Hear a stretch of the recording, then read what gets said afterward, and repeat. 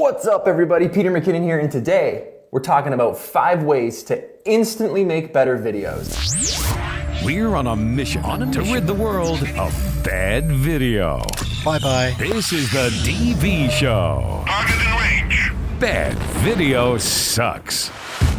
Welcome to another edition of the DV Show podcast. My name is Brian.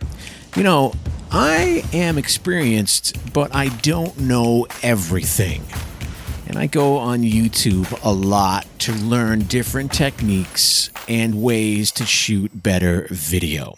I want to know what you guys are doing out there. It's not just all about me here. So recently I came across Peter McKinnon, a videographer on YouTube who has an excellent video showing you 5 ways you can instantly make better video. And none of what he mentions requires having to buy extra equipment.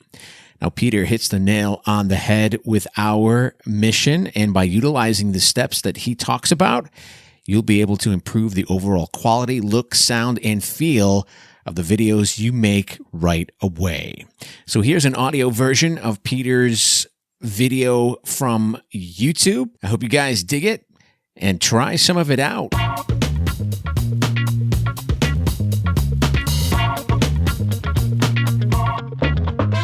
I want to tell you guys about 5 ways to instantly make better videos that you can start doing today. They don't require money, doesn't require buying extra gear. They're just 5 things that you can do, 5 things that you can think about just to instantly up that quality, up that video game quality.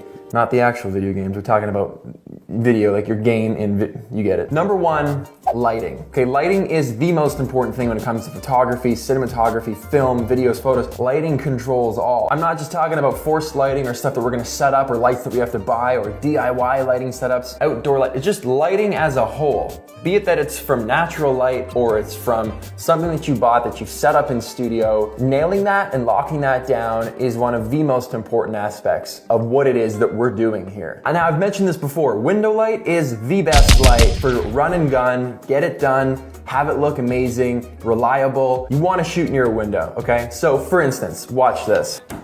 Now this is a great example of good window light. The window is literally right here. It's a nice soft light coming in. It's not too harsh, but it illuminates me nicely, makes me nice and clear, which means it's easy for you to understand and concentrate and focus on what it is that I'm saying. Now because this shot is so clean and the light is so even on my face, it really gives me a good wide range of capabilities when it comes to color correcting this footage and grading it because it's lit so evenly and so nice. Opposed to if I moved away from the window in the same room, you can see how that light loss is significantly different. It's much darker over here, which means you're gonna lose detail. It's gonna look a little more muddy opposed to just standing close to the window and having the whole scene well lit. This is also, this clip right here, is gonna be more difficult to color grade and it's probably gonna come out a little more grainy because we don't have enough light on the image as a whole. You see what a difference that makes? We're in the same room right now, lit by window light, but just by moving closer to it or moving further away or shooting in the corner of a room opposed to closer to the window makes all the difference in how the quality is going to be perceived in your videos. And the same thing goes for if you're actually setting up studio lights or using the light that's just in your ceiling. The difference is substantial. If you want to see more on how to do a DIY lighting setup, I'll link the video below that I did. Super budget. You can go to Home Depot, buy everything you need for like less than 50 bucks. But being able to lock that down and just think about where you want to shoot in your house, where you want to shoot in whatever building that you're in ahead of time. It's going to make your videos easier to watch. It's going to make that color grading easier. The overall outlook of your videos will be tenfold better if you just think about the lighting first. Use those windows. Point number 2 is proper music and sound.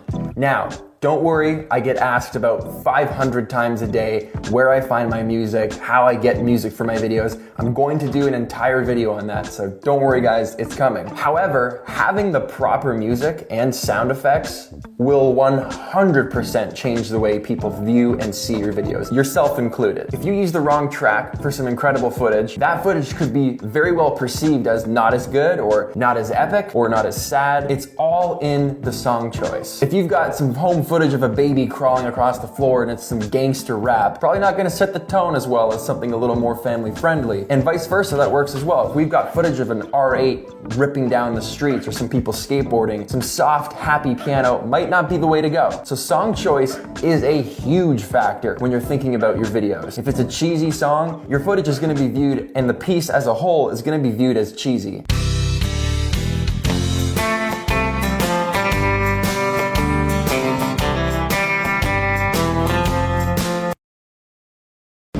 If it's a really, really epic song, but the footage doesn't match the epicness of the music, then you're gonna have a disconnect.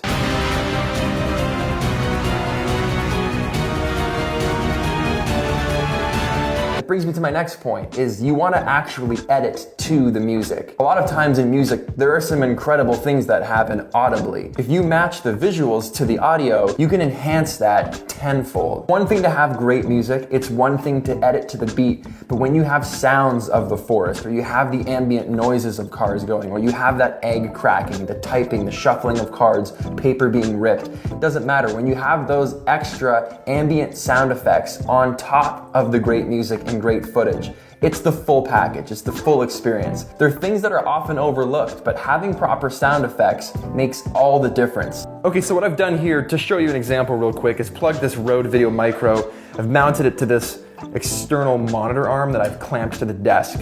So in a second, I'm gonna bring that camera closer and plug this directly in to give me a more rich sound source to show and prove a point to how much better even something random and mundane or normal of a task can sound a lot better when you have good, rich audio to it.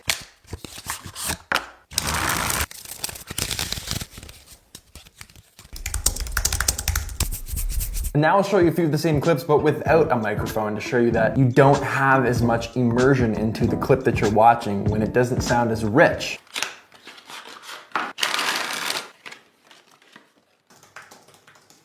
Point number 3 is learning your software. Look up tutorials, watch different videos, attend seminars, buy training, find training, free training, friends that know how to use the program better than you. Ask questions, do everything that you can to learn that software, because that's only gonna help you when you're shooting in the field. And what I mean by that is you wanna plan those shots ahead of time so that you know how you're gonna edit. So if I think to myself, okay, I'm going to film my friend walking by the screen, and then I'm gonna do a transition that masks him out into the next clip. So I'm going to shoot accordingly to get those clips so that I can bring them into my editor and then edit that transition to make it actually come to life and happen. Now, if you don't know how to do that kind of stuff in your editing software, you might not know that you need to shoot those clips ahead of time. Or if you have a mistake, maybe something happened where you forgot to pan up and pan down. You can do that in your editing software. Maybe you forgot a slider, but you can digitally fake sliding moves in the software. So when you know your editing software as best as you possibly can, and the skill aside with the camera, it really, really helps you figure out how to get the most out of what it is that you just shot. So learn that software, people. Just get into it. Dive in, lock the door, crack a Red Bull, and just go. Point number 4 is motion in your shots. This is one of my favorite things, and probably one of the most overlooked things by people who are just starting or more beginners. A lot of people will just set their camera up on a tripod, film whatever it is they need to film, and then move to the next shot. But then you're left with a sequence of static, still shots. They may as well be images. Or if you're filming an event, a lot of people just throw the camera on the tripod, they hit record, they record for 5 minutes, they move the tripod to somewhere else, hit record again. But you're really not filming anything. You're not inviting us into that atmosphere. I don't know how it feels. I don't know what it looks like. I'm just watching it from a distance. I may as well be an outsider, just looking in, trying to see what's happening. Oh, that looks fun. Does it look fun? Not really. Motion in shots is so important. It could be the most mundane thing, but if the camera's moving, it's helping move the story along. More motion is gonna give you more cinematic results. More motion is gonna look more professional. When you have moving shots, it looks like you put more work into it. And that's because you did. And the results are definitely a massive improvement over someone that just puts the camera on a tripod, or you're only cutting from static shot to static shot to static shot. Okay, point number 5, and the last point for this video, is the location and time of day. Now, obviously with locations, if you have an incredible landscape in front of you, you're standing at the outlook over the Golden Gate Bridge, if you are in the mountains, if you're canoeing through Lake Louise, if you are at the tip of a volcano or deep in the jungle, yes, that footage is gonna look good inherently because where you are is just insane. It's a magical landscape, it looks incredible. However, these rules still apply to even if you're just shooting in your own office. Now, the angle of those shots in those locations is important as well. If you're in a nice jungle and you're shooting way too low, but you're missing all the nice trees above, that's stuff you gotta think about. If you're in your office filming a talking head sequence like what I'm doing right now, if I was on a low angle, this just doesn't look as good. It's just fact. There's way too much space above. There's nothing interesting enough above to justify why my camera is at such a stupid angle. If the angle was too high, you would all instantly be like, okay, pause 1 second.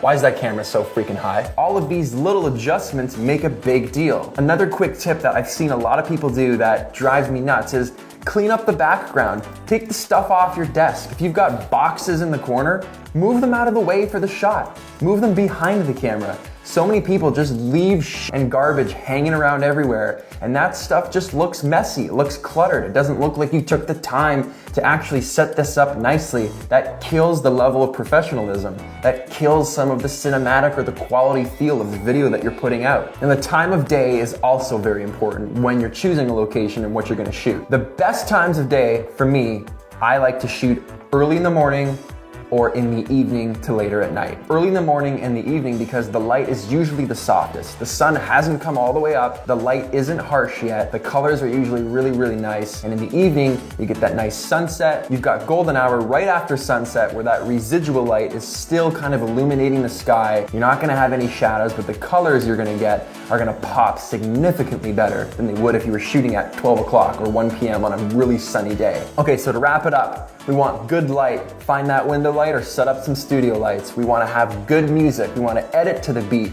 We want to keep those sound effects in mind for ambient noise. We want to know our editing software so that we know what shots we want to get when we come back and edit. We want to pick good locations, good time of day, and we want to keep motion in mind with our shots. Try these tips. If you're filming anything in the next couple days, change up the location, change the time of day, film it near a window. Look up a little bit more on your editing software and learn how to do a couple extra nifty things and think about those things when you're shooting. Your stuff's gonna go through the roof right away. I 100% guarantee it. So thanks for hanging out, guys. Hit that like button, subscribe if you aren't already, and I'll see you guys in the next video. It's gonna be a busy week.